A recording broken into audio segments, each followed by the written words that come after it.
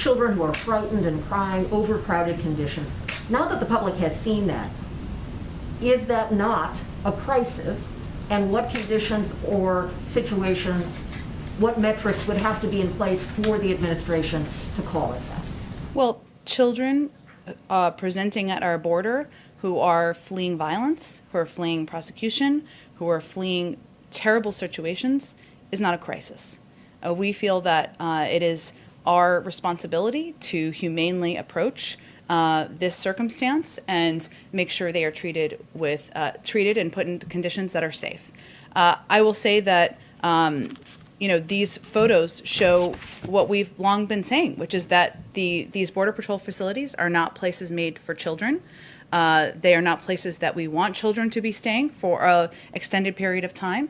Our alternative is to send children back on this treacherous journey. That is not, in our view, the right choice to make.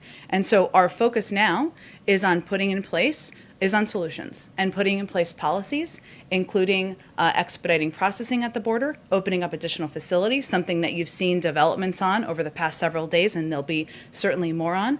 Restarting our Central American Minors Program, which was stopped in 2017. Thousands of kids should be eligible to apply for that, so they're not making this journey.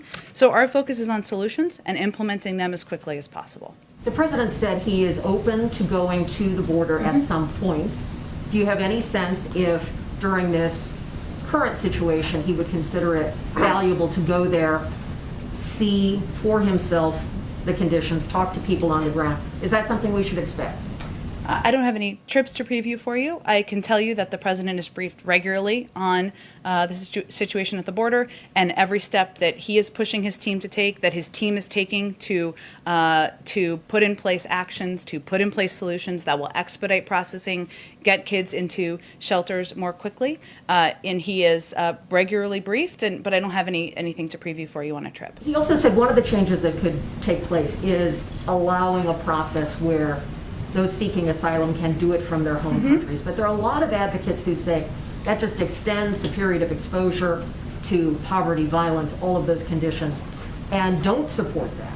So how is the president going to deal with that factor? And clearly the border is not closed given the flow.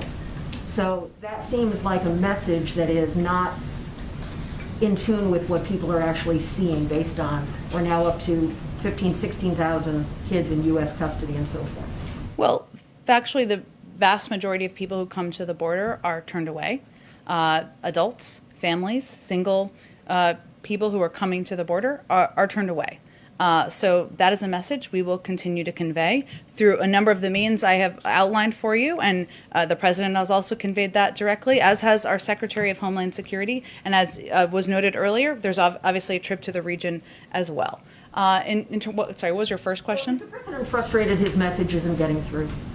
I don't think the president sees it that way.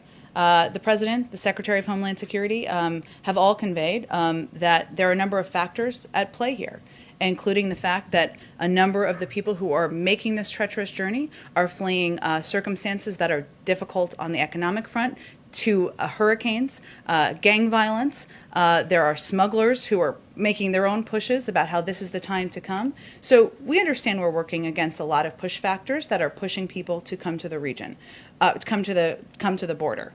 But what we are conveying from our end is that the border is not open. The majority of people are turned away.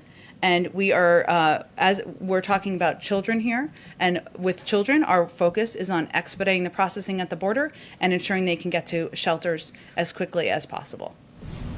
Go ahead, Peter. Thank you, Jen. So